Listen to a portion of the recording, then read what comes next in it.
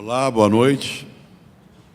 Pois eu acho que é o nosso quinto encontro dos 8 que nós faremos aqui toda a última quarta-feira do mês.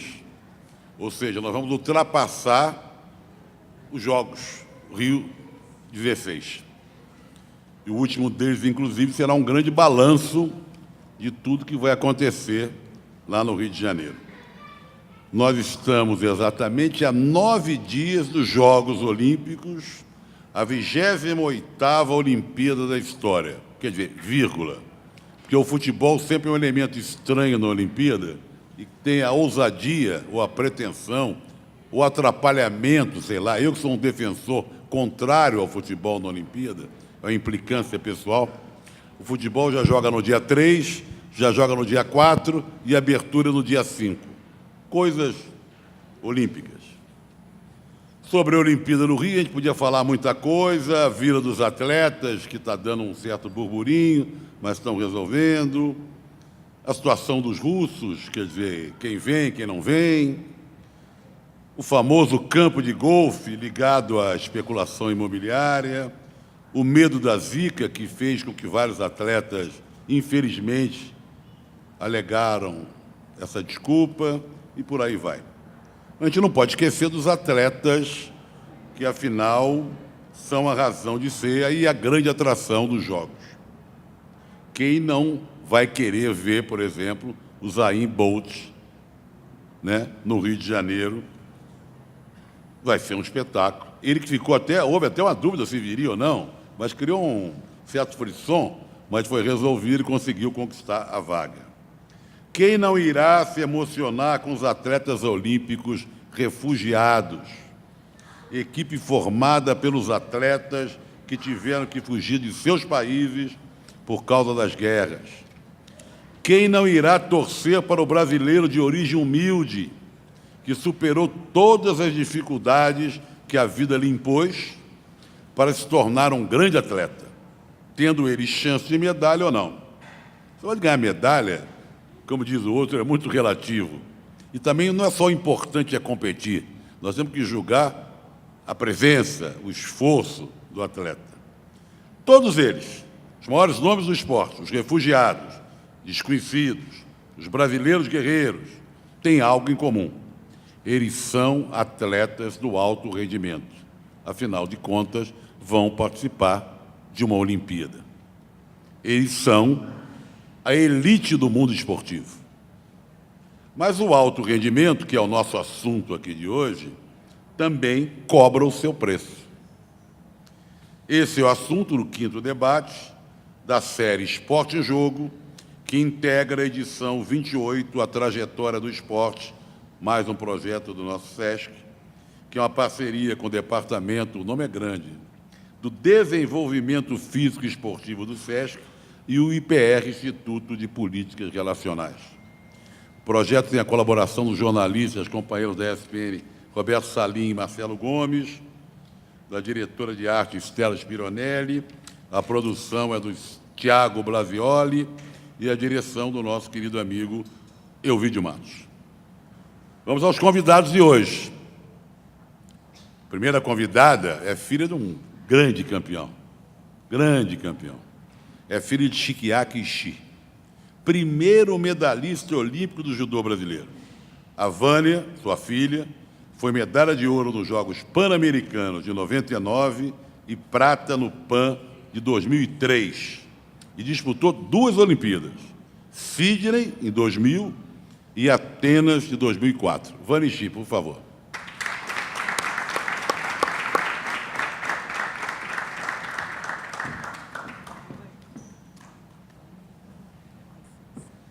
O outro convidado, já vi que faz muito cartaz aqui, com o pessoal do SESC, entre o pessoal que trabalha no SESC, ele tem muitos alunos, reencontrou vários alunos e gostou muito de rever esses alunos.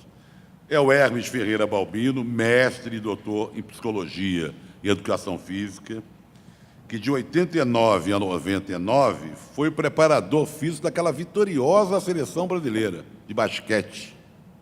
Nesse período, bom, quem não lembra, Paulo Hortência e companhia, o Brasil conquistou o título de campeão mundial e a medalha de prata nos Jogos de Atlanta em 96. Hoje em dia, ele está lá em Saquarema, trabalhando junto do Zé Roberto Guimarães, preparando as nossas meninas do vôlei para ganhar, quem sabe, o tricampeonato olímpico. Hermes Balbino, por favor.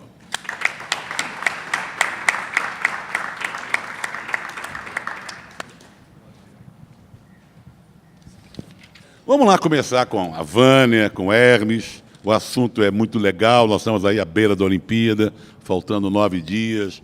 O alto rendimento é o que leva a isso, os atletas todos que estão lá são atletas de ponta.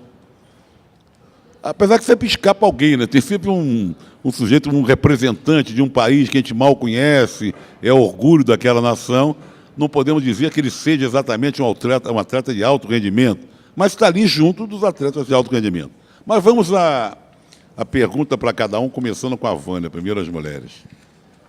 Vale a pena todo esse esforço, Vânia, para se tornar uma atleta de alto rendimento, abrindo mão de todo, da juventude, de tudo que chama lá fora, sentindo dor, deixando de viver a vida, de certa forma, que os amigos fora do esporte vivem? Boa noite a todos, primeiramente, né? Obrigada pelo convite, muito feliz de estar aqui com todos vocês.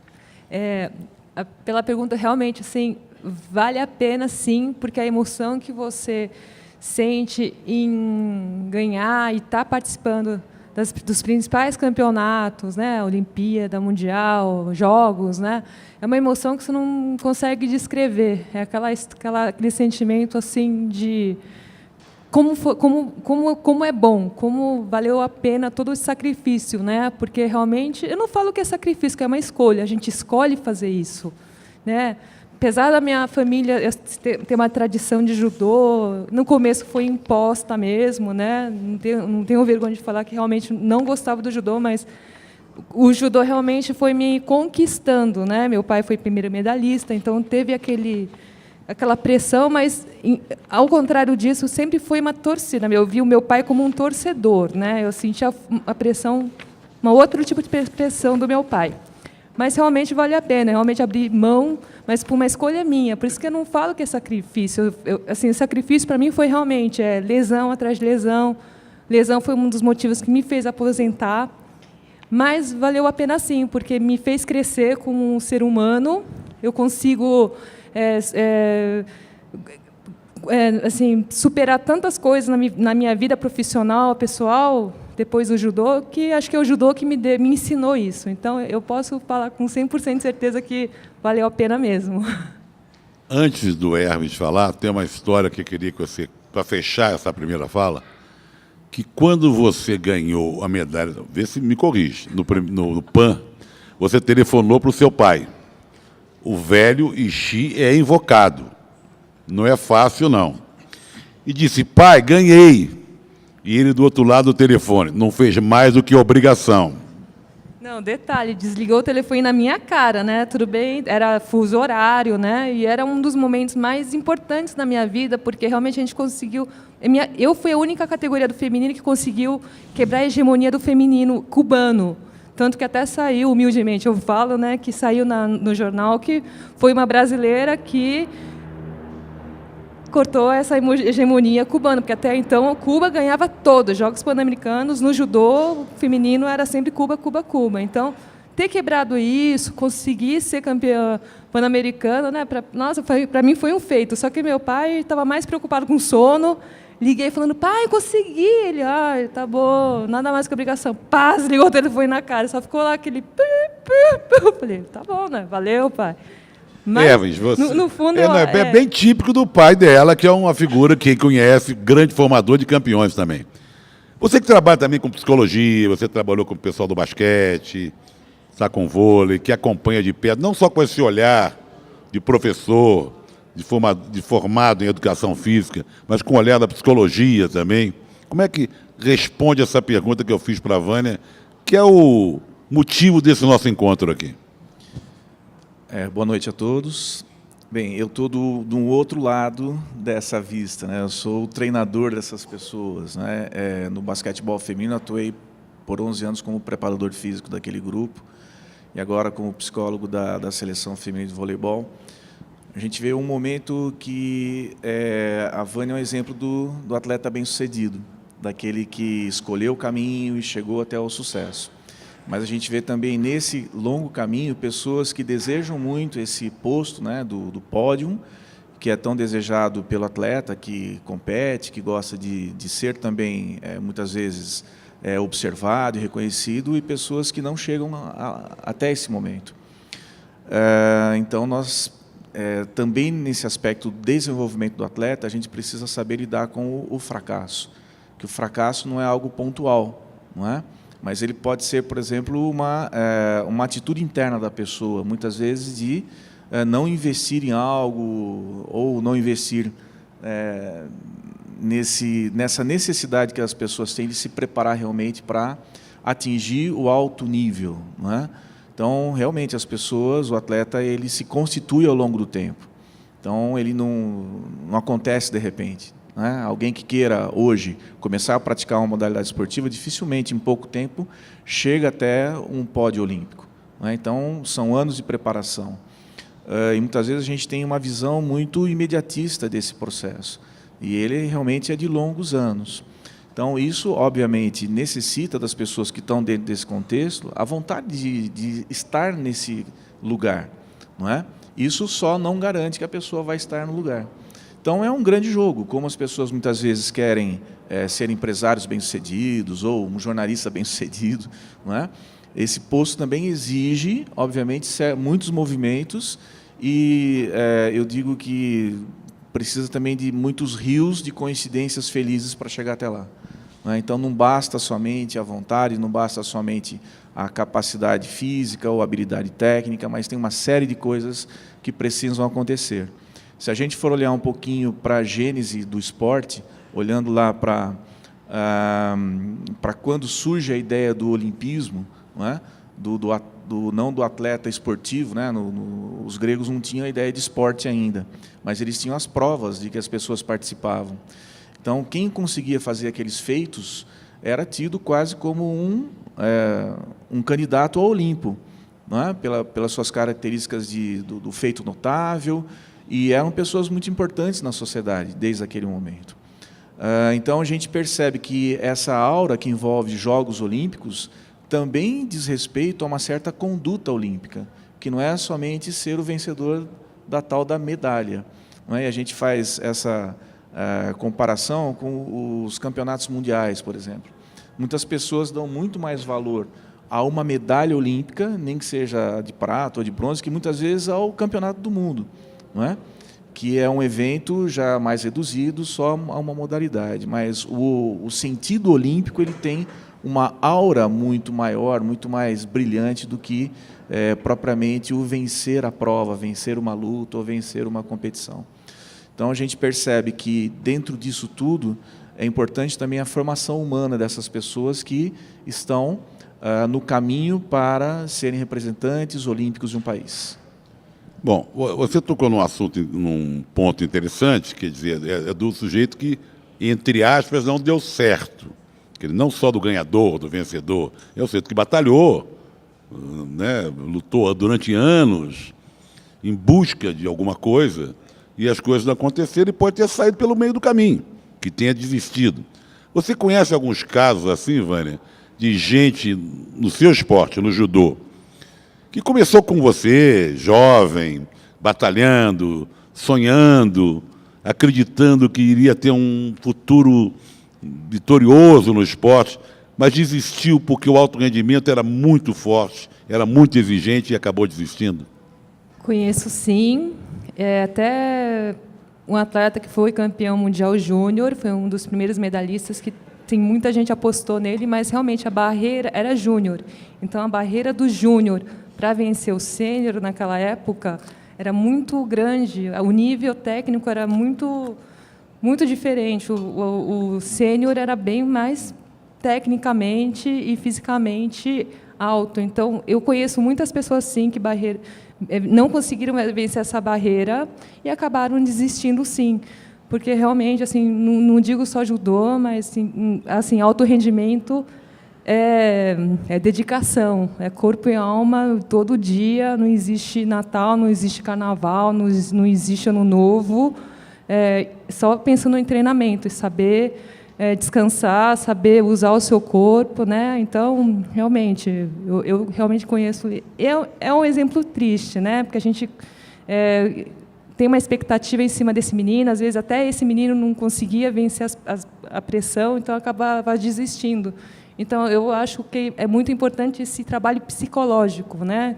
Que acho que nessa hora acho que falta, e acho que faz a total diferença. Você citou o exemplo de um menino. Vários. Eu falo desse. E as meninas, o número era maior de desistência? Ou não? Em relação às meninas? Porque as meninas tinham outro... Algumas, né, pensando num caminho diferente na vida.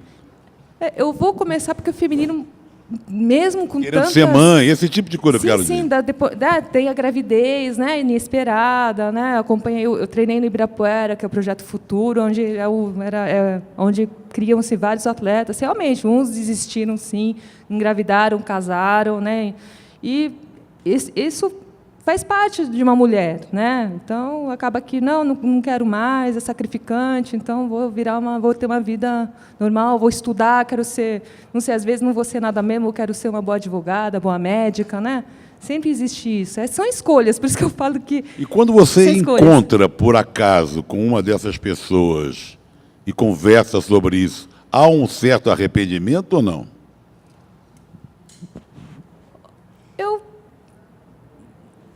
Por parte delas, você encontra como é que virou advogada, é mãe de não sei quantos filhos. Falei, aí, a sua vida, vem cá aí, e agora? Olha, gostaria de ter seguido adiante? Assim, eu não sei se eu sou muito individualista, mas eu não sei, às vezes eu tento respeitar uma escolha delas, né? Esse é um lado meu mesmo. Eu sinto o respeito, o abraço que elas me dão de, nossa, como foi bom te ver, porque você conseguiu. É assim que eu sinto, né?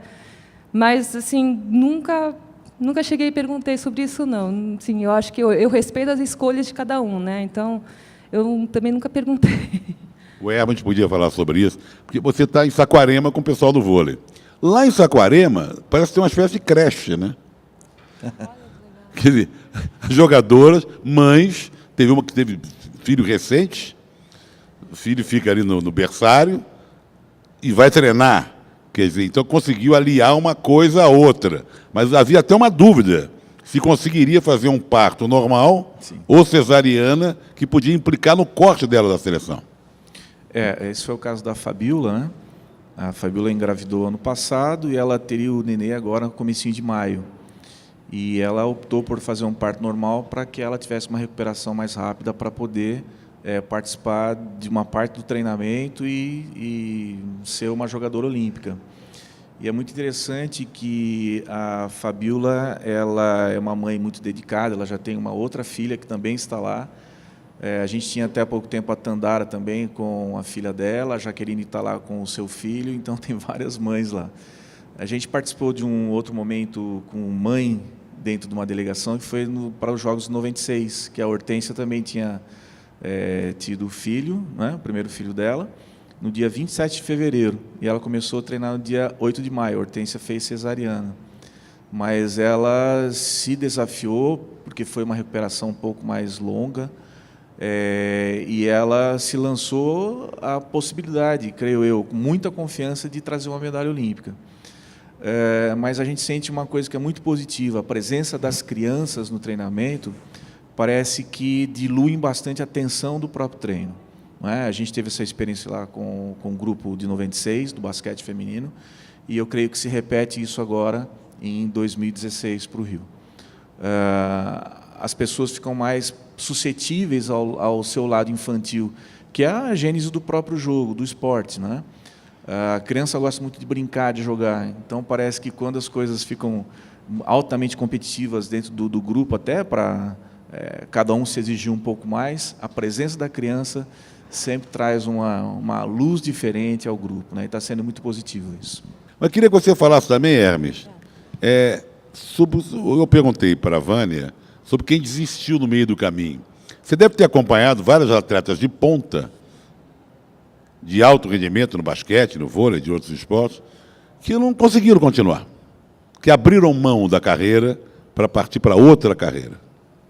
Sim, a gente viu várias pessoas que tinham um grande potencial e que talvez por uma questão de um momento de vida resolveram não seguir mais em frente, né? Eu trabalho com alguns tenistas e a gente vê muita gente também com potencial que tem um instante em que eles ou partem realmente para serem profissionais ou eles vão cursar uma faculdade ou dedicar-se a um ramo profissional.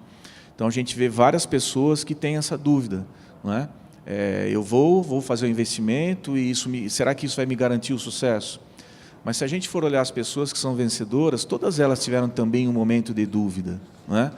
E muitas vezes o que faz o ser vencedor é investir no caminho que aparentemente naquele instante é duvidoso, só que ele mesmo pergunta para a pessoa, mas o quanto você está disposto a investir nisso para seguir em frente? Então, se não existe um investimento real e verdadeiro, realmente a pessoa não vai conseguir chegar ao seu ponto máximo, não é? No basquete feminino, quando eu era treinador lá na área da preparação física, eu vi muitos potenciais que não se concretizaram. Isso me incentivou muito a ir para a psicologia, para fazer a graduação em psicologia e ajudar pessoas que estão nesse processo de formação a liberarem o seu potencial. Eu creio que muitos lidam com vários elementos que estão presentes no ambiente de exigência e não conseguem vencer os desafios que o próprio ambiente põe para essas pessoas.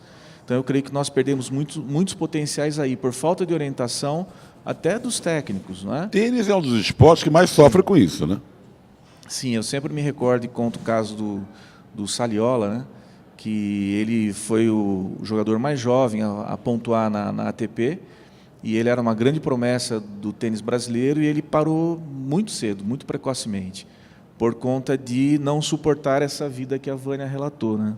Da abdicação, da diversão, da sua juventude, dos amigos, dos colegas, e da obrigação de ir para o treino, né? Tem um relato muito interessante dele sobre isso. Então, creio que nesse instante é a hora da orientação do técnico, né? Ele tem uma presença muito forte na vida do atleta. A Vânia teve uma situação única que teve o pai e técnico juntos na mesma pessoa, que é um caso muito especial. Mas os técnicos precisam de orientação para saber lidar com esse momento da transição do atleta, que é quando ele define, não, eu quero ser realmente um atleta do alto nível de exigência ou não, eu quero simplesmente E onde que o que pega? Onde que a coisa pega, por exemplo? Vamos pegar o exemplo do tênis, que você falou que trabalha com muita gente. Daqui a pouco nós temos uns vídeos também diferentes, que mostram também gente que começou do nada, foi para alto rendimento, gente que parou. Mas o tênis, o bicho pega no tênis. Nós temos várias gerações de tenistas jovens que foram muito bem em torneios banana ball, orange ball, torneios juvenis, infantos juvenis e tal. Na hora de deslanchar, eles desapareciam e até abandonavam o esporte.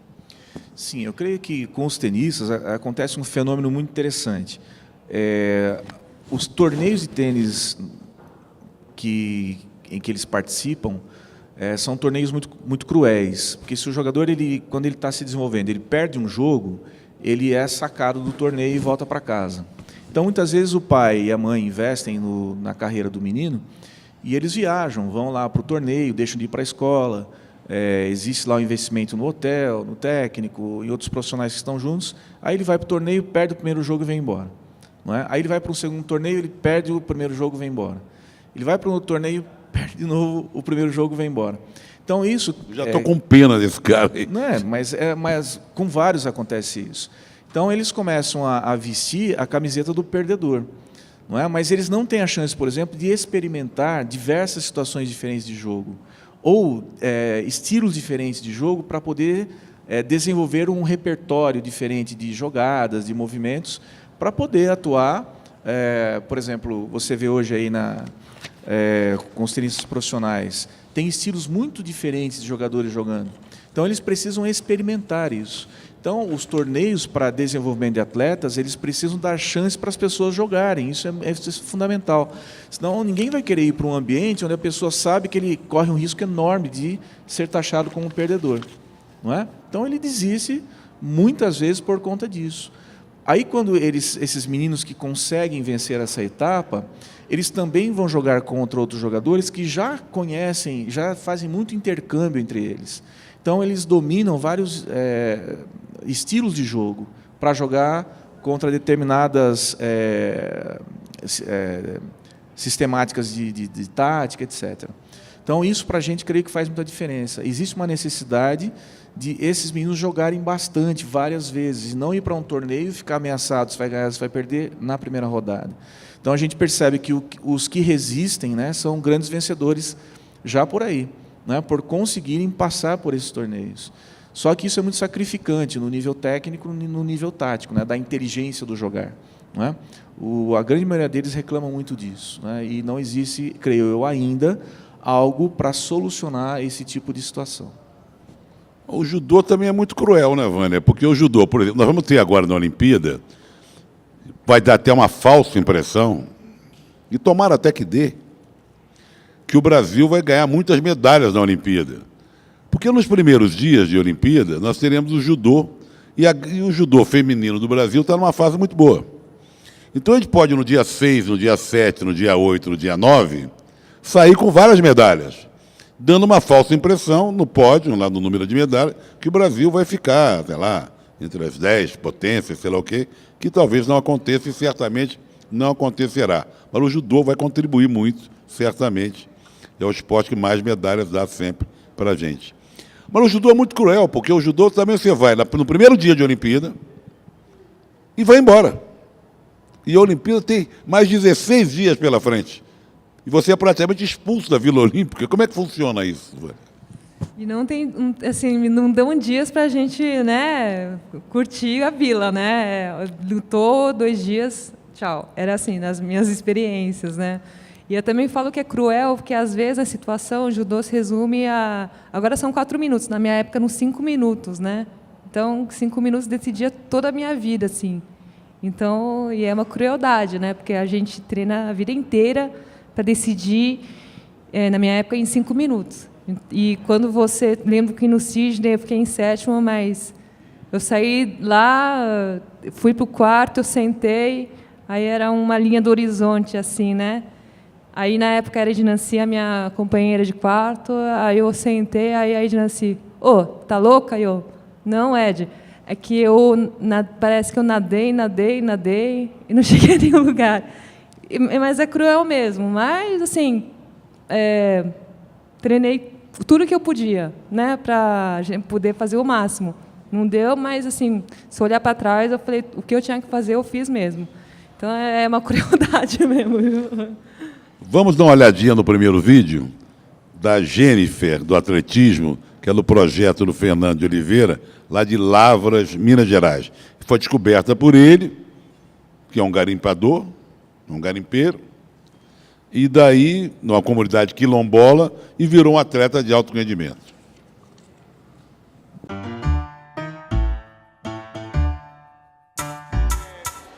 Fernando de Oliveira foi atleta.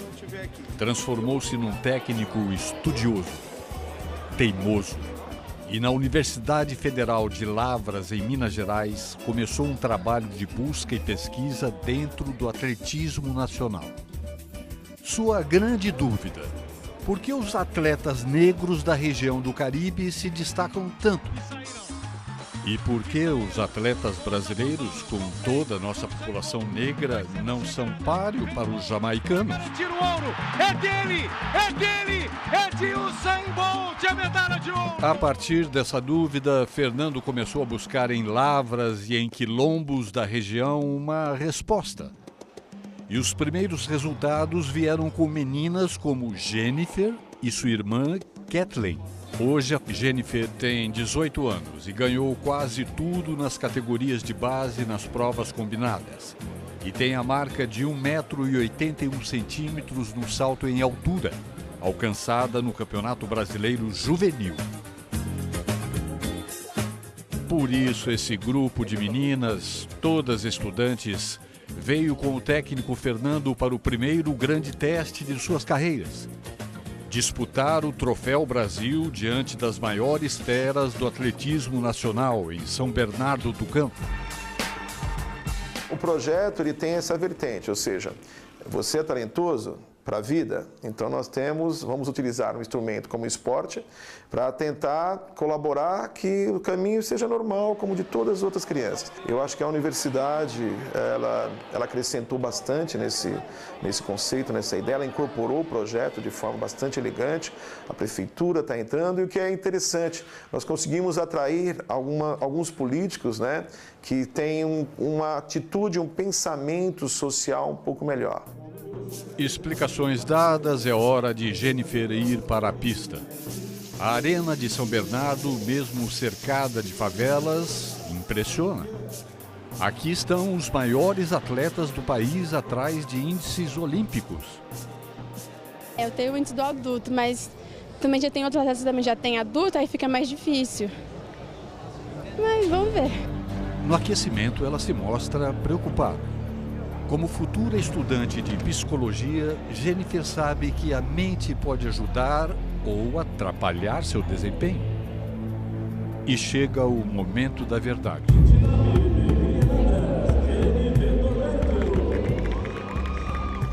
Das 12 concorrentes, ela é a menor. Apenas 1,64 m de altura. Mas sua impulsão é fantástica.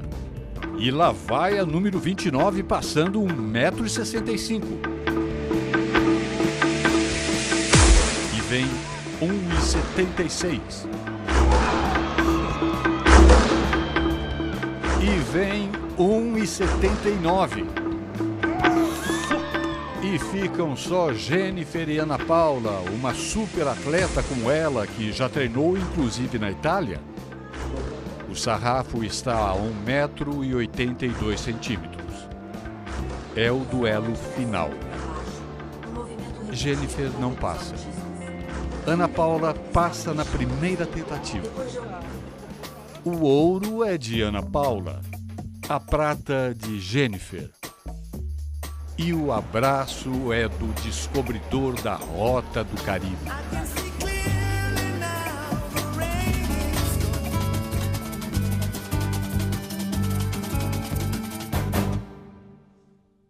Com você, Hermes, para comentar. Quer dizer, você descobre uma menina como essa e está aí. Eu tenho uma opinião sobre isso, né? Sobre essa vista assim, das pessoas quererem achar o talento. Né? Eu acho que isso é uma grande crueldade. Porque, por exemplo, quando se busca um talento e começa a se investir somente na pessoa e muitas pessoas começam a decidir o destino dessa pessoa, por vezes, né, ela pode encontrar diversas barreiras na sua carreira e talvez tire dela o prazer dela estar participando daquilo. Não é? O ideal, talvez, para a gente entender um pouquinho mais sobre até o que acontece na Jamaica, não é só a questão de achar o talento, mas é que aquilo é oferecido a milhares de jovens, não é? Que têm o prazer em participar dessas competições. Esses meninos que são os grandes campeões da Jamaica, eles vão pessoalmente em diversos eventos incentivar as crianças a correrem. E elas querem ser como o Usain Bolt como o William Blake e outros mais. Então, é um processo que a gente chama aí da cultura esportiva, tem uma vista muito diferente. É óbvio que esse menino, Fernando, ele é um herói, né, dele tomar isso à frente. Talvez ele ofereça uma chance social para essa garota que ela não teria em outro lugar. No entanto, talvez a gente possa pensar um pouquinho mais sobre o desenvolvimento de outras habilidades pessoais dentro da vida da pessoa para ela poder escolher isso. Mas ela estuda na faculdade também, psicologia. Isso é uma bênção. Não, eu entendi ali um pouquinho que ela o sonho dela ser uma eu acho que ela está estudando, pelo que eu entendi ali. Mas, de qualquer maneira, vamos dizer o seguinte. Já que não há uma política esportiva voltada para isso, como é que a gente vai encarar esse tipo de gente como o Fernando? Como a Beth do peso, lá na cidade dela, recrutando gente para o levantamento de peso, outros abnegados, o sujeito lá em Pernambuco que descobriu do salto em distância, Keila. Nós vamos abafar o trabalho desse, porque é uma crueldade, como se falou, ou vamos, já que não há uma política esportiva, um ministério que não consegue transformar isso como você fala, todo mundo vai, na Jamaica, vão nos... Aqui, quando competição de atletismo, vai meia dúzia e os atletas estão competindo, e os que não estão competindo batendo palma, os grandes atletas de outros esportes não vão, há um individualismo muito grande. Eu acho que é uma batalha solitária, mas muito louvável. Eu não concordo com você com a crueldade que você falou. A crueldade é do contexto, não da pessoa. Não da pessoa, né? Isso é muito importante ressaltar. Eu percebo o seguinte, nós precisamos de muitos Fernandos, diversos, milhares talvez, e outras pessoas que estão à frente desse processo, desse procedimento. A minha preocupação é que crie-se em torno dessa garota, dessas garotas, uma expectativa tão grande que você simplesmente direcione o destino dela para ela e não ofereça outras oportunidades, não é? Eu creio que nós devemos educar as pessoas para a liberdade, não para algo que seja que restrinja possibilidades a ela. Mas aí você vai dizer que o esporte, de modo geral, também prende todas elas, quer dizer. Qual a liberdade que tem uma jogadora de vôlei que está lá em Saquarema para fazer o que ela quiser? Com toda a filha que está lá na creche, sei lá o quê. Todo atleta é meio escravo do seu esporte. Então, vamos lá. Nós estamos discutindo o alto rendimento aqui. Perfeito. Olha só, aquelas meninas que estão lá, elas são adultas, elas são profissionais. Eu citei o vôlei porque você está lá. Mas posso falar de qualquer esporte e a Vânia pode falar. Sim, com certeza. Mas... né? Essas garotas, né? Só uma coisa que eu vejo assim no esporte, né, aqui no Brasil, assim, é como uma oportunidade, é uma chance de você poder dar uma vida melhor. Isso porque eu relato mesmo, falo com o pessoal, com as pessoas, né, que têm uma baixa renda, mas vê como uma oportunidade de querer dar uma vida melhor para a família, assim, ainda mais agora que o esporte está tendo um incentivo. Então, é uma oportunidade também. Dessa maneira que eu entendo também, né? Eu acho que tem essas pessoas, que nem o Fernando, que meio que dão oportunidade. Aí é ela pegar ou largar. Puxando o que você está falando para jogar para o seguinte. O sujeito de baixa renda, que tem uma família difícil, quer dizer, tem dificuldades na vida, com a maioria, grossa maioria do povo brasileiro, um grande número de brasileiros que passa por extrema dificuldade, e que não quer nada com futebol, mas que enxerga no esporte uma oportunidade de sobrevivência, o esporte se torna uma oportunidade de sobrevivência, como essa menina aí, não é? As meninas, até me surpreende, até que eu gostaria que você falasse do vôlei, que o vôlei é um esporte que se transformou um pouco, que no meu tempo de jovem, o vôlei era um esporte de branco e de elite. Hoje, o número de negros jogando vôlei, na seleção brasileira, inclusive, é muito grande. Pessoas que vêm de uma classe social mais baixa e que estão jogando como titulares, são atletas famosos, tiveram chance de galgar esses obstáculos. Então, nós estamos falando de coisas meio que tem a ver e que não tem a ver. Esse vôlei de hoje não é mais o vôlei da menina que jogava no Fluminense, que jogava aqui no Pinheiros só. É um vôlei... De onde vieram essas meninas do vôlei, as negras do vôlei? Bom, vamos lá. Nós temos, sim, muitas pessoas praticando voleibol hoje, com muitas pessoas praticando também o basquetebol e outras modalidades. E a gente enxerga somente as que estão aí e têm sucesso, né? E a gente vai voltar àquela outra questão, né, sobre outras pessoas que tentaram e também não conseguiram, não é? Dessas que tentaram e não conseguiram, também muitas pessoas, os pais colocaram para essas crianças, esses jovens, essa possibilidade de ascensão social da família. A gente vê muito isso acontecendo no futebol, não é? As pessoas olham os atletas que são bem-sucedidos, só que a grande maioria dos atletas, não é, faz parte de uma base muito grande de pirâmide que não é bem-sucedida e não tem um suporte financeiro adequado para sustentar a família, não é? E muitas vezes essa expectativa exacerbada em torno desses atletas tirou a chance deles, talvez, também de se desenvolver em outras áreas da sua vida. Não que eles se dedicassem somente ao futebol, ao voleibol ou a outra modalidade e não tivessem a chance de fazer outras coisas, não é? Eles foram, talvez, de uma certa forma, encantados pelo pódio, pelo carro do jogador bem-sucedido ou pelos valores milionários que se fala, né, nos jornais. E eles investiram nisso, só que deixou-se de investir em outras áreas, né? Uma grande crítica que a gente faz, a grande expectativa que se cria em torno de alguém é tirar essa pessoa, principalmente da escola, de ela enxergar outras oportunidades profissionais e não se desenvolver em outras competências humanas. Aí você tocou até no ponto que a gente não falou até agora, que é a falta da escola, quando o atleta de alto rendimento vira um atleta de alto rendimento. Perfeito. Essa é uma questão muito grave. Eu creio que esse é um ponto em que nós devemos nos preocupar realmente. Não é? Eu creio que o esporte, quando ele vem de uma cultura esportiva que é fundamentada no esporte escolar, por exemplo, ele consegue premiar essas pessoas num certo instante em que elas não se sentem mais competentes, talvez, para seguir em frente numa carreira profissional, que ele possa começar a exercer uma outra profissão ou até terminar sua faculdade ou alguma coisa assim. Não é? O problema é que muitas pessoas não seguem carreira e elas não sabem se colocar em outras áreas da sociedade. Não é? Isso é um problema gravíssimo que nós temos. Nós temos também muitos problemas com transição de carreira, que seria o atleta quando ele se aposenta. É isso que eu queria te perguntar.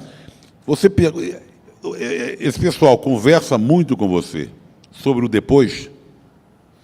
Esse pessoal com quem eu trabalho hoje, né, é um pessoal bem-sucedido. Então, são pessoas que já se Mesmo estruturam. mesmo assim. Não, elas já se estruturam para poder fazer a transição, tem outros pequenos negócios, quer dizer, não vão, talvez, conseguir continuar ganhando o que ganham, não é?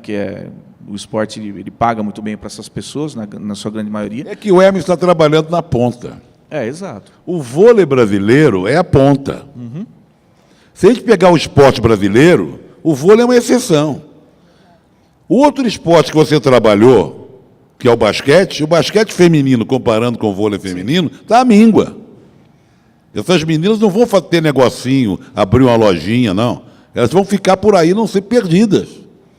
Nós temos exemplos da Ruth, por exemplo, que eu conheci bem, sabe? Quer dizer, então, são nuances, situações muito diferentes, e o vôlei é muito privilegiado nisso.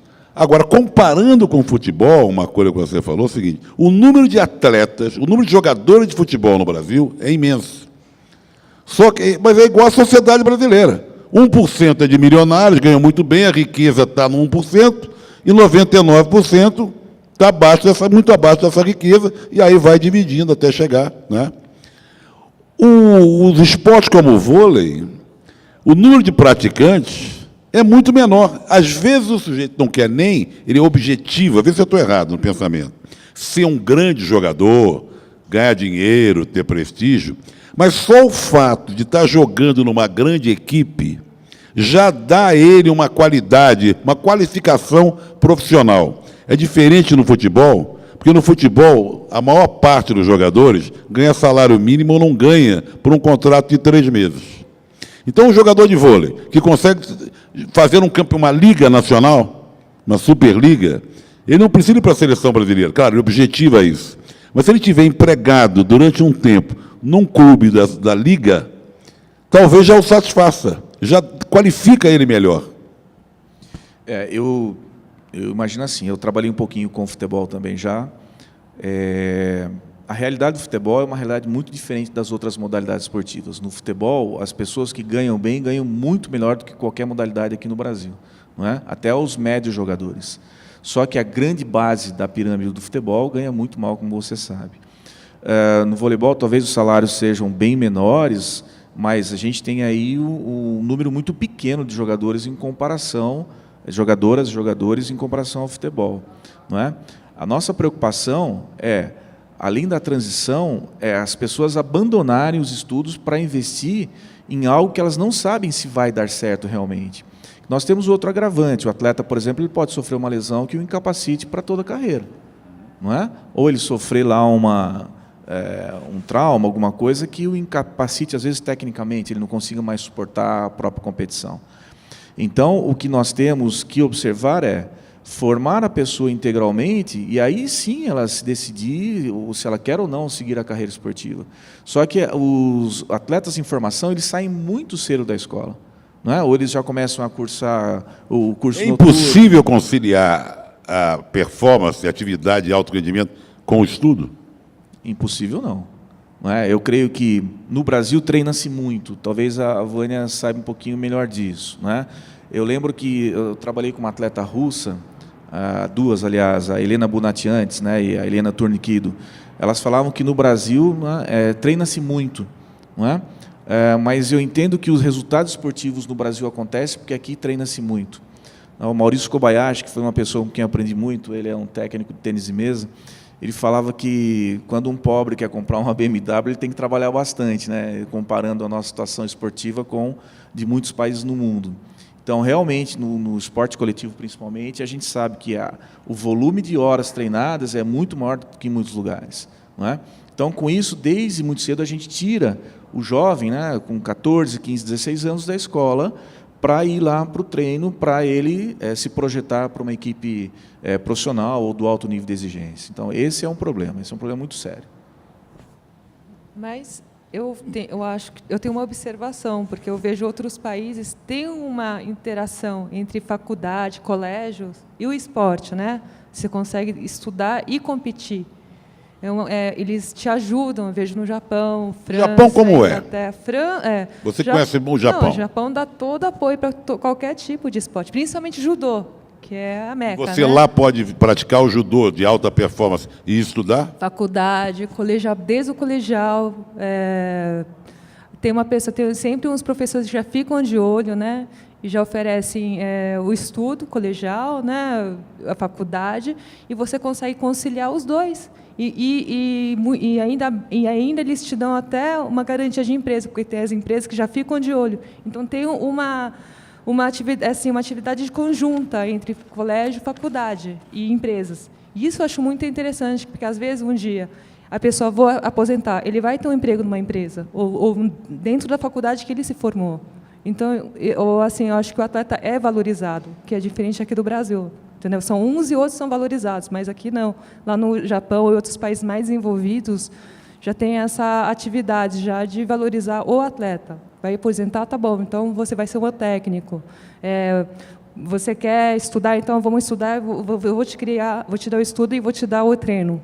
E vai crescendo assim. Então, eu vejo isso, acho que no Brasil está um pouco atrasado. O judoca brasileiro, que você conhece muito bem, que é de pai para baixo, o que acontece com ele depois que acaba a carreira, de modo geral? Muitos continuam como técnicos em clubes, escolas, dando aula. Outros, como eu, já peguei um caminho totalmente de gastronomia, né? Já fui para o lado do restaurante, de administrar. Mas eu sei que muitas pessoas continuam trabalhando com esporte, sim, e criando outros atletas. Vamos ver outro vídeo. Agora já falamos em psicologia, que é do uso da psicologia na natação. Alguns treinadores vão falar sobre isso.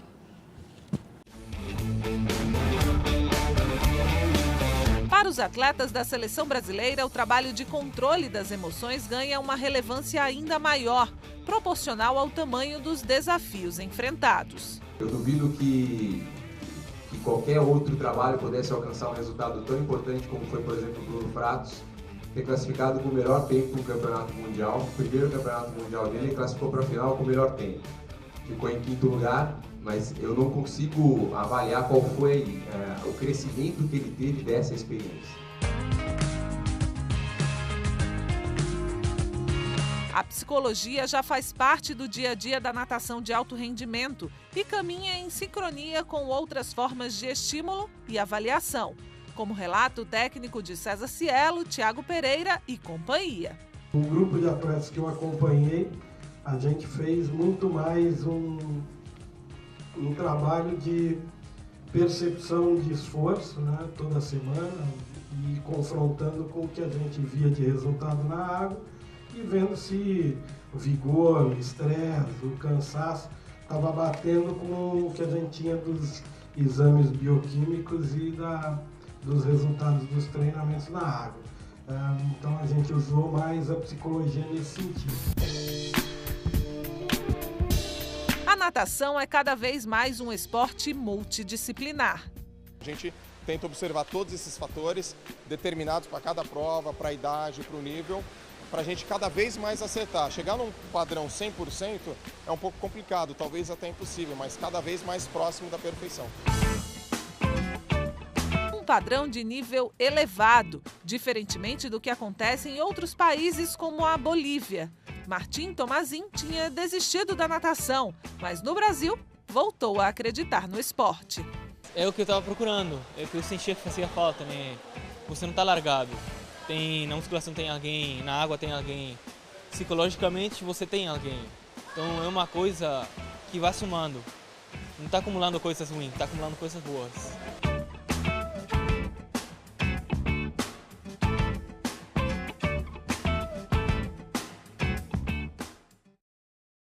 E que o atleta de alta performance tem um trabalho imenso em torno dele.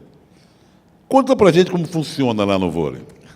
Agora que há uma expectativa imensa em relação a essas meninas guerreiras, sensacionais, o Brasil todo vai torcer por elas. Como é que tem sido a preparação? Como é que elas vão chegar ao Rio de Janeiro? A cidade do Rio, porque nos estados já estão, né? Já estão lá. Bom, a gente tem vários elementos que ordenaram essa preparação, até porque os jogos vão acontecer no Brasil. Então, muitas pessoas criam expectativas em torno do desempenho dos atletas, né? E muitos se questionam sobre a questão da pressão de jogar em casa, de estar atuando em casa. E, obviamente, uma ansiedade em estar participando do evento dentro do Brasil, com a proximidade dos parentes, das pessoas que, às vezes, não podem assisti-las ou assistir os atletas nos outros países, né, pela magnitude do evento. Então, a gente tem muitos elementos que estão, ordenando, dando ordem, dando uma direção a essa preparação. Então, a gente está tendo muita conversa sobre isso, né? A gente tem algumas condutas que já combinamos, não é? Mas é muito importante, né, no trabalho que a gente faz, saber da experiência da atleta. Dá para contar nenhumazinha aqui, nenhuma condutazinha? Depois, acho que um só dia para matar a curiosidade. 25, a gente pode... Não tem nenhum segredo, mas tem coisas que são muito particulares delas, né? Eu trabalho muito com a experiência subjetiva do atleta. Então, saber, dentro da experiência dela, como é que ela vivencia o fenômeno, que para nós hoje é a história dos jogos serem aqui. A gente fala muito sobre essa tentativa que a imprensa tem, muitas vezes, de saber coisas das pessoas, coisas legais, coisas que são da pauta do trabalho deles, né? E muitas vezes a gente tem pessoas que não são da esfera esportiva, que querem saber de outras coisas. Então o atleta ele começa a trabalhar com muito elemento, então começa a ficar muito complexo o contexto para ele. Não é? E óbvio que elas estão focadas no que está acontecendo lá, que o que importa para a gente é o jogo, é estar concentrado no que está fazendo. Então a gente tem muito elemento de distração aqui hoje. Não é? O evento em si, né, por exemplo, a Vila Olímpica, ela é bem diferente de um hotel de um campeonato do mundo, não é? Pela oferta de experiências, né? Bastante. As pessoas que estão lá. Todos os tipos. Todos os tipos, né? Tem sala de encontros, é discoteca, é uma zona que você, antes de competir, está proibida. Vânia, conta do restaurante. Como é que é o restaurante de Vila Olímpica? Nossa, é uma perdição. A gente que perdia peso, era uma perdição. Restaurante 24 horas, 24 né? McDonald's, desculpa, posso Você falar falou, o nome é uma do perdição em patrocinador? todos os sentidos também? É uma perdição, vou te falar. Sinceramente, é uma perdição. Mas então, pelo que você está falando, a preparação do time de vôlei, que é um time vitorioso, experiente, tem tudo em volta, o grande inimigo, o grande receio é o fato da Olimpíada ser no Brasil. Então, muitas pessoas estão falando sobre isso. Só que a gente só vai saber disso ao final dos jogos, não é? Porque a gente não sabe como é que elas vão lidar com isso, na verdade. A gente não tem uma maneira de prever, né? De falar, vai ser assim. Porque muitas coisas podem acontecer. A gente vê, por exemplo, o caso do vôlei feminino, elas têm o bicampeonato olímpico, né? Em Pequim mais Londres.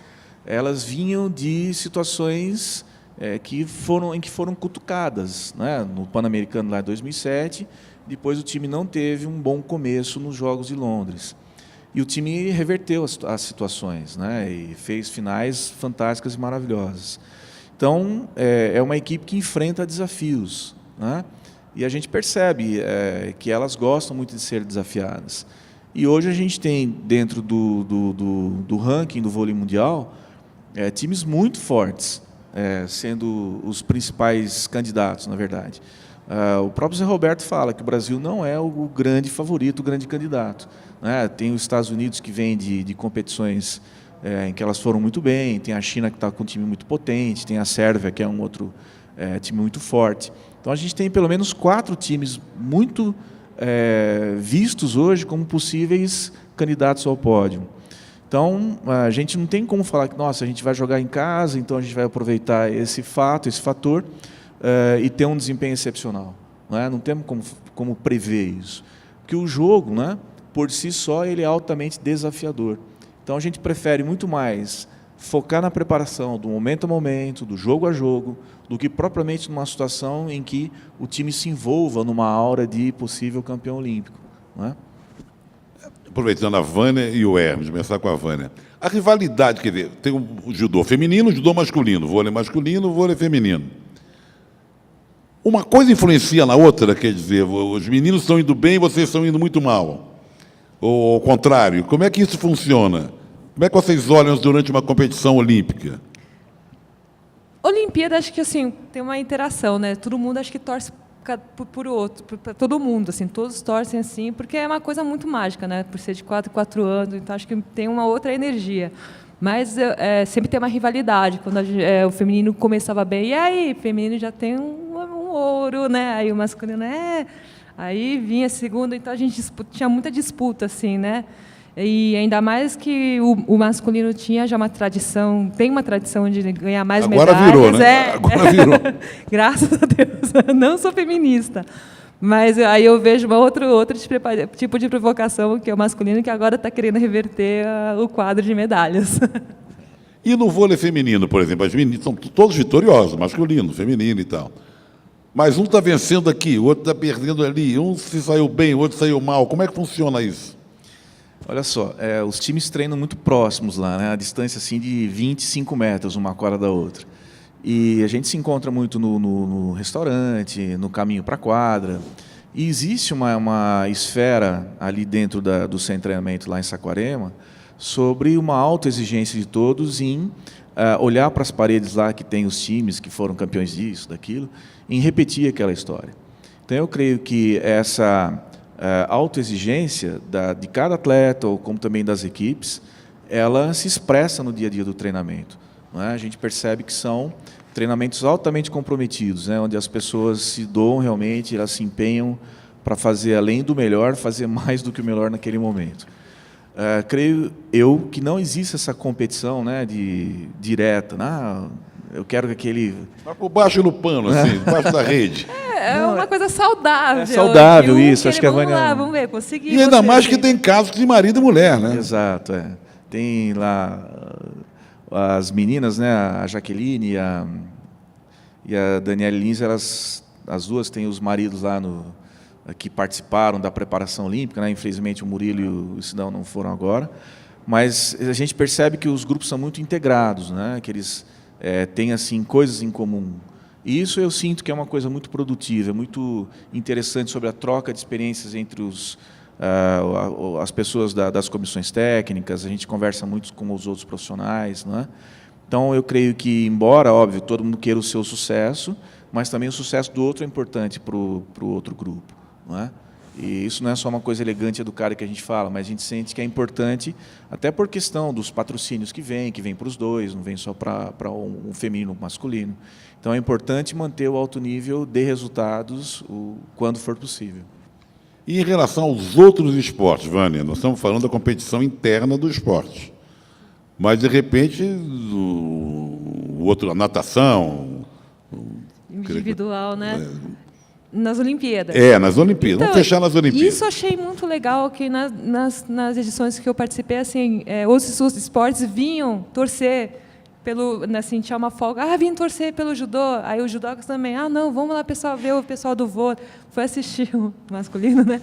E torcer, então é uma torcida muito boa. E na época era em Sydney, em Atenas, então não tinha muitos brasileiros torcendo. Então, assim, essas equipes de outros esportes torciam para a gente, então era uma coisa, assim, uma energia a mais para a gente. Isso é muito legal. Mas eu falo em termos um pouco de inveja, quer dizer, vamos dizer que o judô não é o caso, porque o judô é um esporte vitorioso.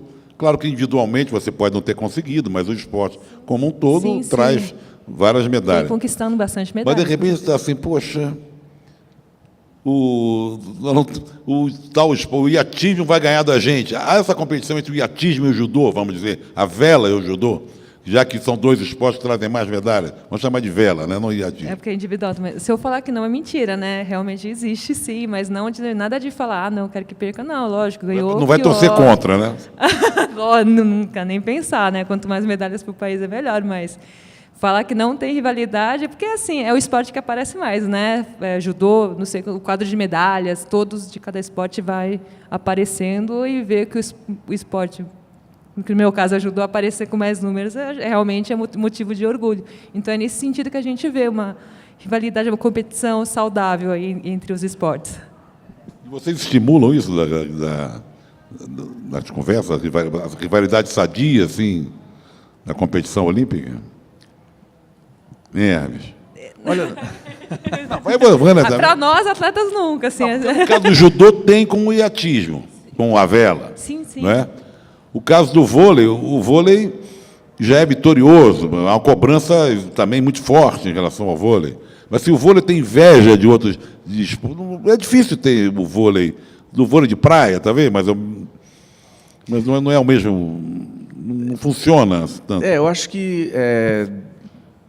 Uma vez eu ouvi de um técnico de atletismo, né, que participou de vários Jogos Olímpicos já, ele falava assim, que para um evento desse, tem atletas que vão para participar, outros que vão para competir e outros que vão para vencer. Quando você lida com grupos que vão serem cobrados pela vitória também, querem vencer, mas vão ser cobrados pela vitória, normalmente essas pessoas têm um altíssimo grau de concentração. Não é? É muito comum, né, Vânia, que o atleta entre numa espécie de transe. Não é? Parece que nada mais existe a não ser aquilo naquele momento. É o seu mundo. É o seu mundo. Então, a gente não percebe muitas conversas sobre isso. Não é? Eu sinto que, quando elas conversam algumas coisas, que a gente está perto também, existe uma curiosidade, um reconhecimento. A gente lida muito com exemplos bem-sucedidos. Então, no meu trabalho, eu evito muito de dar exemplos do voleibol para a turma do voleibol. Eu dou exemplos de outras modalidades, até para a gente reconhecer quais competências que nós não temos, que nós podemos buscar nessas pessoas. Senão, sempre o vôlei, por exemplo, vai ser autorreferenciado, ou o judô vai ser autorreferenciado. Não é? Mas Então, você acha importante, por exemplo, um atleta do vôlei saber a história do Ademar Ferreira da Silva, sim, do João do Pulo, sim, do Nelson Prudêncio, sim, e vai por aí? Com certeza. É importante a gente dar a essas pessoas, e muitas delas já têm acesso a isso, se interessam por isso, a história olímpica. Não é?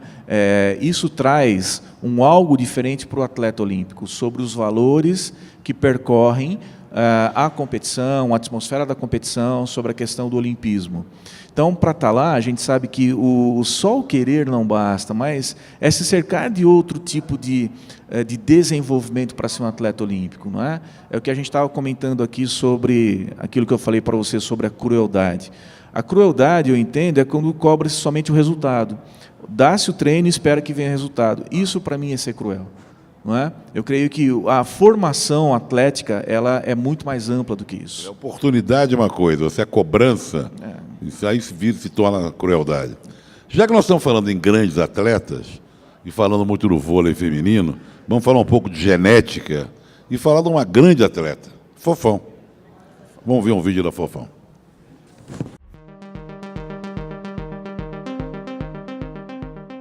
Juro por Deus, se eu tivesse planejado chegar até aqui com essa idade, não daria tão certo. Campeã da Superliga de Vôlei aos 43 anos. Como um atleta consegue se manter em alto nível por tanto tempo? Parte dessa explicação está na bagagem genética que cada um carrega. Nós estamos identificando agora determinadas mutações genéticas que faz com que um indivíduo possa e tenha condição, que o organismo dele tenha condição de se adaptar mais ao estímulo estressor do exercício, do treinamento físico. Então, essa variabilidade enorme que existe no quanto que um organismo consegue se adaptar ao treinamento, parte dela tem o seu componente genético e parte dela é explicada por fatores ambientais. Os fatores ambientais são muitos. No caso de um esportista, o primeiro é a modalidade que ele pratica. Nos esportes coletivos, a função exercida dentro da modalidade também deve ser levada em consideração. O corpo de uma levantadora, por exemplo, não sofre tanto por causa da explosão necessária para se fazer um ataque no vôlei. As articulações, principalmente os joelhos, também não sentem o impacto de repetitivos saltos. Obviamente que um atleta que ocupa a posição que a Fofão ocupa dentro de quadra, né, teoricamente, por gerar uma exigência menor, um pouco menor, quem sabe, de articulações, seria uma possível causa do porquê que ela está com uma sobrevida maior dentro da sua modalidade. Mas hoje em dia, com o avanço da medicina, já é possível estudar o código genético de uma atleta como a Fofão e saber quanto tempo ela se manterá em atividade? Seria parcialmente possível nós fazermos uma estimativa a partir de uma análise genética dela especificamente e de alguns genes que já estão comprovados na literatura científica que têm potencial em modular a resistência de atletas, nós poderíamos simplesmente brincar e estimar. O problema é que muitos estão usando essas estimativas de maneira errada. Existem estudos preliminares no campo da nutrigenética e nutrigenômica que está começando a entender essa relação entre determinadas alterações genéticas que um atleta possa vir a ter, tá certo? Com a melhor dieta para que ele extraia o maior potencial possível daquela dieta e, quem sabe, renda mais na sua modalidade. Até que todos os estudos e pesquisas sejam concluídos e que a medicina avance ainda mais nessa área, um diagnóstico já pode ser feito. Quem respeita os limites do corpo consegue se manter em atividade por mais tempo.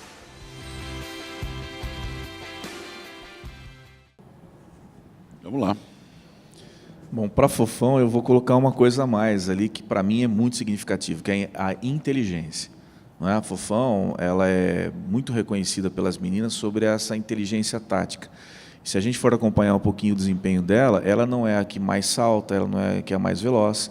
No entanto, ela consegue organizar as ações da equipe em função também do adversário da melhor forma possível, não é?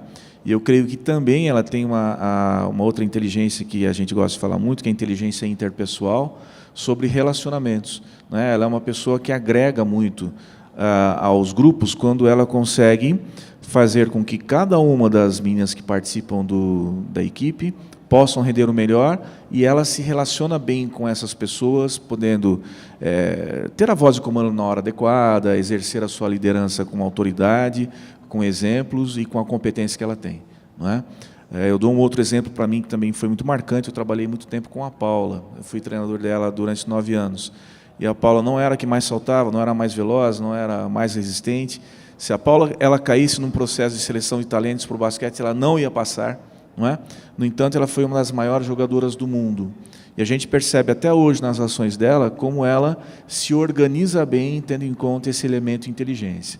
Não é? Então, eu creio, né, como treinador, não olharia somente para as questões genéticas em lutas ou em competições ou em modalidades que são coletivas, que dependem muito da inteligência. Não é? Talvez lá para alguém que corre os 100 metros ou corre uma maratona, a questão genética seja realmente preponderante.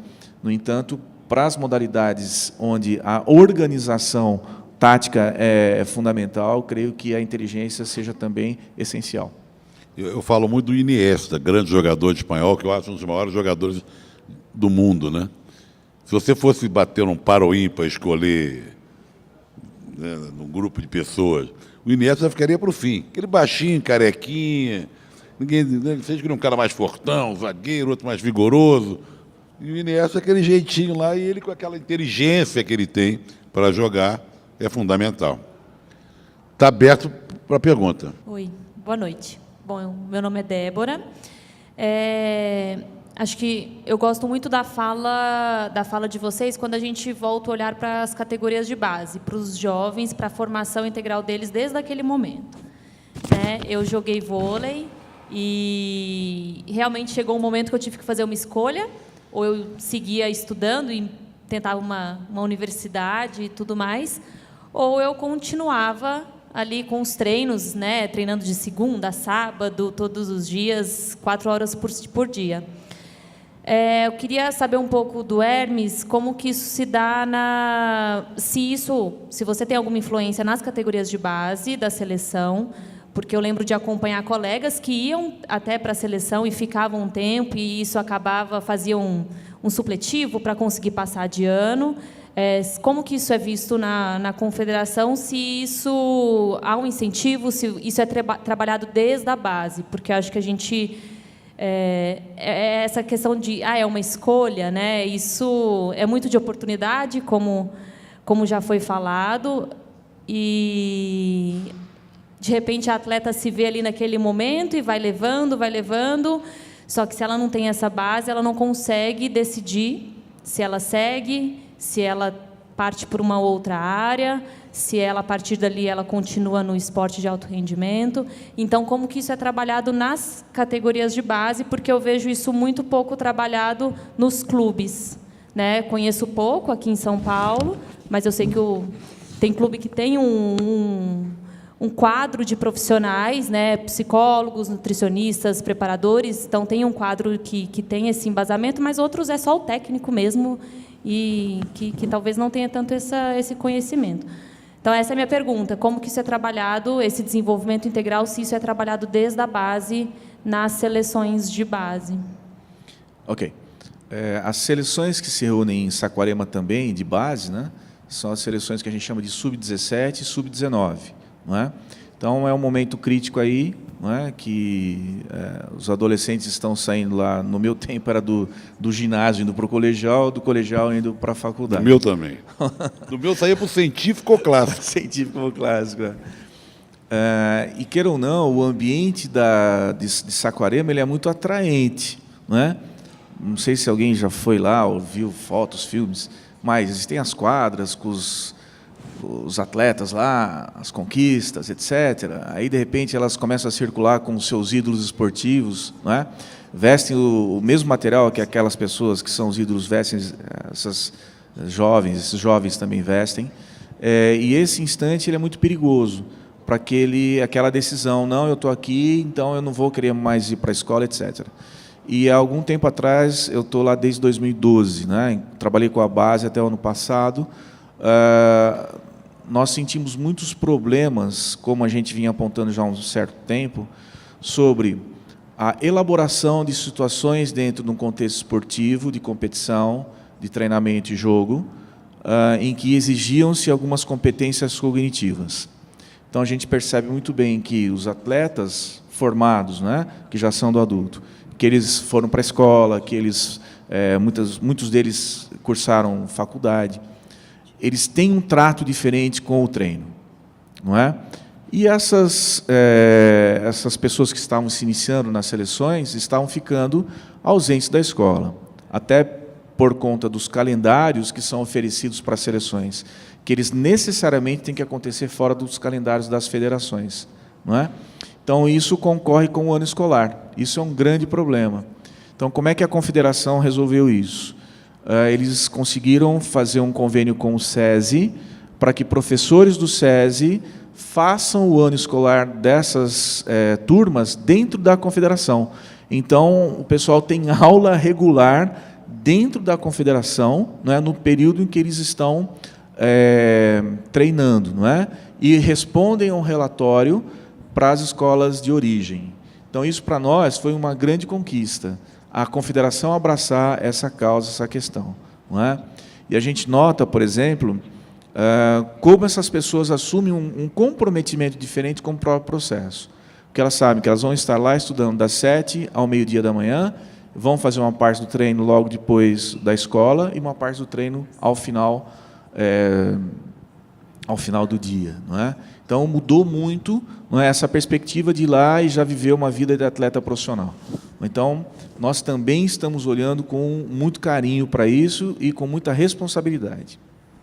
E no judô, Vânia? O judô tem uma vida completamente diferente disso, que não tem um centro de treinamento como esse de Saquarema, em academias, alguns poucos clubes têm a prática do judô. As notícias do judô é que realmente está tentando acompanhar os passos do vôlei, que tem uma base, né, um trabalho de base assim admirável mesmo, né? Mas eu acho que o que está fazendo a diferença no judô são os projetos sociais, né? Tanto que um bom exemplo foi a Rafaela, que é dos 57 quilos leve, que foi campeã mundial. É do projeto do Flávio Canto? Isso, esse mesmo, da Reação, que começou com um projeto social, agora já é uma instituição que tem que estudar mesmo, ter um acompanhamento físico, psicológico, nutricional e tem que estudar, tem que ir bem na escola, né? Assim, eu sei que é difícil porque se viaja muito, a dedicação para as competições pelo judô ser ranqueamento, então você tem que estar sempre competindo, então isso atrapalha nos estudos. Mas eu acho que esses projetos sociais estão fazendo diferença no judô, pelo menos, não só do Flávio, a Sara Menezes também tem vários, até o Thiago Camilo, que está participando agora dos projetos, e os ex-atletas também, que estão olhando para esses lados e trabalhando junto à escola. Tem que estudar, tem que ter uma nota boa para estar treinando judô. Então, eu acho que isso está fazendo a diferença agora nesse momento. O judô tem uma característica muito própria, né? O judô é uma coisa que a gente acha meio fora do contexto. Por exemplo, como funciona aquela história de Bastos? As pessoas vão para lá. Como é que é aquilo?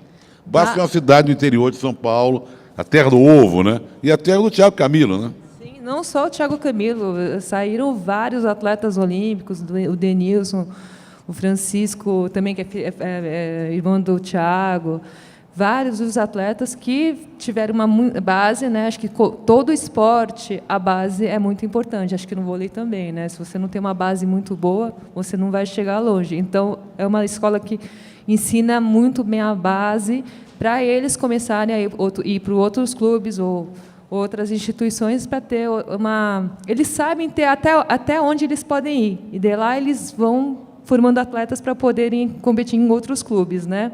E lá realmente é uma cidade pequena, que o Sensei Macaqueba é o professor de lá, que criou vários atletas, que vai na rédea grossa mesmo, na curta mesmo, com vara, né, que é o Shinai. Se você não treina leve, se você não dedica, é uma chinaizada mesmo, se bem que agora está sendo proibida, né, infelizmente, por causa da lei.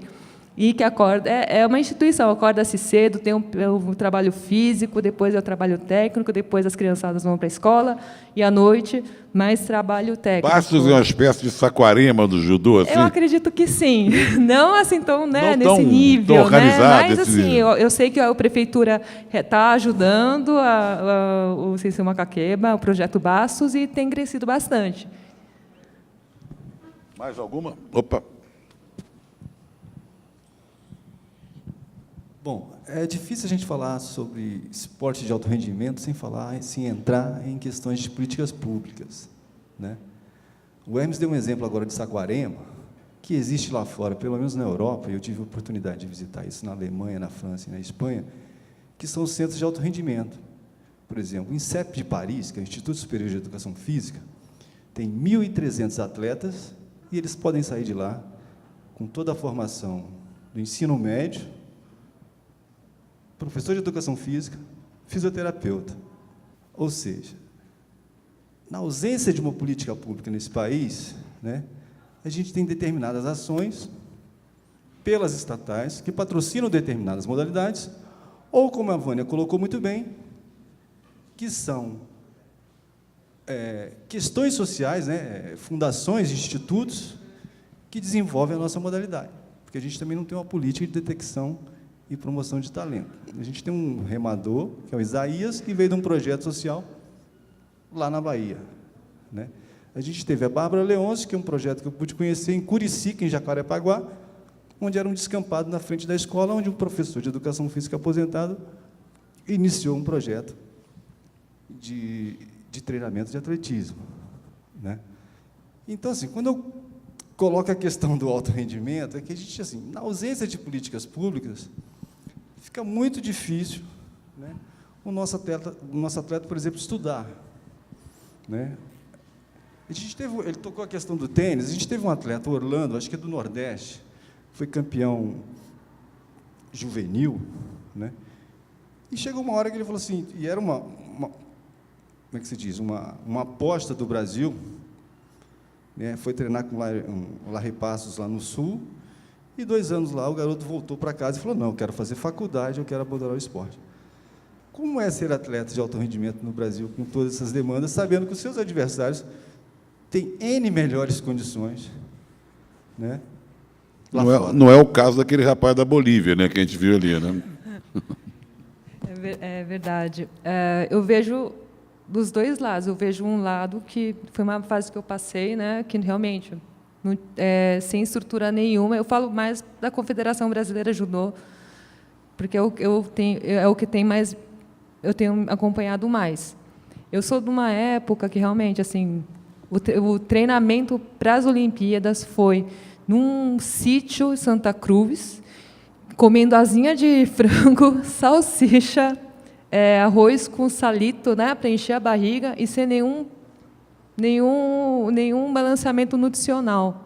E assim, o treinamento físico era correr no mato, só corre.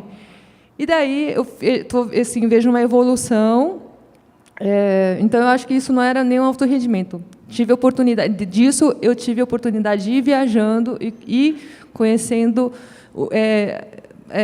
assim, estudando assim os conhecimentos, né? Tive a oportunidade de treinar no Japão também, que isso também foi uma oportunidade. Mas com o resultado, o judô realmente tem um centro de treinamento agora, tem um patrocínio estatal e de outras empresas também, que tem crescido. E eu acho que a falha do país é que eles não levam a sério a base, né, do esporte. Sim, com toda a sinceridade, não leva o esporte a sério, né? Então, não sabe reconhecer o quanto o atleta sofre e se dedica para conseguir alto nível. Estar na seleção A é uma coisa, é um tratamento, mas até chegar lá é um sacrifício, não é só dele, é da família inteira. Eu sei que tem casos de família que venderam os 2 únicos carros que tinham para levar os filhos para viajar. Ainda bem que teve sucesso, que é o caso do Thiago Camille e do Francisco. Então, eu vejo assim, numa época eu tinha vergonha de representar um país que eu tinha que pagar, eu tinha que pedir para os patrocinadores, por favor, deixe representar o meu país, né? Eu tinha vergonha disso. E, graças ao resultado, o judô começou a fazer um barulho e ganhar mais espaço, e agora eu tenho orgulho de ver o judô sem se preocupar em eu ganhei a seletiva, mas e aí? Eu vou ter dinheiro para viajar? Eu não sabia se eu ia viajar um dia antes, perdendo peso, porque é um sacrifício perder peso, porque eu não tinha dinheiro, só saía no 45 do segundo tempo. Isso era a minha realidade. E fomos batalhando, os resultados começaram a aparecer, fazer barulho de todo o grupo dos judocas, né? O ouro do Aurélio, o ouro do Rogério. Assim, o meu pai foi o pontapé inicial, porque ele que tirou o judô do pugilismo, que era da mesma federação. Então, eu acho que cada resultado foi um motivo para despertar interesse do poder público, né? De todo um trabalho da confederação e das empresas. E, realmente, infelizmente, o Brasil é isso. Nunca vai ver, vamos criar esse atleta. Não vamos fazer um trabalho de base. Não. Tá indo bem? Então tá, é esse que vou patrocinar.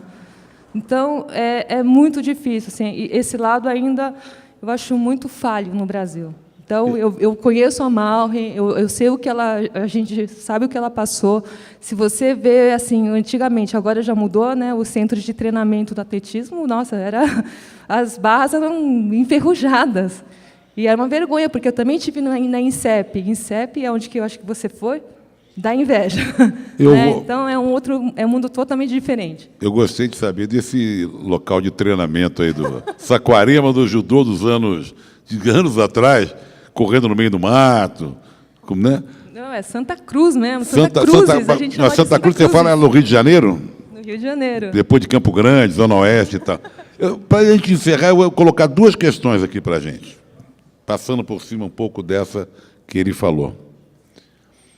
Para você, Hermes, prioridade num país como o Brasil. Se dá para conviver as duas coisas, você tivesse que ter uma prioridade governamental. Alto rendimento ou esporte e educação? Um inimigo do outro ou dá para conviver? Não, eu acho que não são inimigos, não. Eu creio que um governo, no âmbito federal, deve cuidar do esporte e educação, porque daí podem sair grandes atletas, não é? Eu creio que o esporte do alto rendimento, até pela questão do uso da imagem do atleta, do vencedor, ele tem um espaço próprio para um patrocínio de mais poder, que possa enxergar talvez outras coisas, não é? Que levem as pessoas a querer esse lugar. No entanto, eu entendo que o esporte deve ser oferecido a todos de tal forma que ele possa se constituir como uma metáfora da vida. Eu entendo que, educando as pessoas dentro de um âmbito esportivo, você pode educar as pessoas para conseguirem resolver situações de problema, obviamente com uma pedagogia adequada. Não o jogo somente pelo jogo, mas que ele possa ter os seus significados de uma forma pedagógica, orientados por um profissional competente. Não é? Então, isso é um processo, não é simplesmente fomentar esporte e educação e achar que o esporte educa por si mesmo. O esporte faz-se dele aquilo que se fizer dele. Não é? Você pode criar dentro de uma esfera esportiva pessoas altamente competentes em fazer aquilo acontecer de uma forma adequada, ou criar uma guerra dentro de uma arena esportiva, né? Como a gente vê aí dentro das competições. Então, para mim, isso é fundamental. Não é? Pergunta para a Vânia, pensando os Jogos Olímpicos no Brasil, no Rio de Janeiro. O Hermes falou da pressão, que ele trabalha muito com isso, a pressão das jogadoras de vôlei, o fato de jogar aqui. Se você estivesse ainda em ação, lutando, e o velho X estivesse na plateia, atrapalharia ou ajudaria? Para mim, ajudaria, né? Porque foi, por incrível que pareça, em Sydney, assim, diante de milhares de gente, eu ouvia a voz dele torcendo. Então, para mim, me ajudaria, assim. Ele daquele jeito carrancudo, né? Porque toda vez que ele me vê antes da competição, ele fala: "Você tá mal, hein?" Eu falei: "Pai, eu vou à luta." É assim, então. O jeito dele é assim, desse jeito que ele tenta me animar. É uma psicologia um pouco do contrário que ele sempre trabalhou. Então, para mim, ele sempre foi um torcedor para mim. Então, acho que se eu estivesse lutando agora, me ajudaria. Bom, para a gente encerrar, uma fala final de cada um. Uma mensagem em relação aos Jogos Olímpicos, ao esporte brasileiro, ao alto rendimento, às prioridades do esporte brasileiro, essa coisa que eu coloquei da dualidade esporte educacional e alto rendimento, que podem conviver tranquilamente, pode ser espelho. O esporte é direito de todos. Vamos começar com Hermes. Bom, agradeço a sua presença aqui, que veio direto lá de Saquarema, tão citada aqui hoje. Tá. Bom, agradecer o convite também, né? A gente fica muito feliz em, primeiro, ser recebido aqui no SESC, é um lugar que eu gosto muito de vir. Me sinto muito bem nesse lugar aqui também, no Vila Mariana, tem uma história bacana aqui. Estar ao lado de uma atleta olímpica, então, para mim isso é muito valoroso, né? É um profissional competente também, como é você.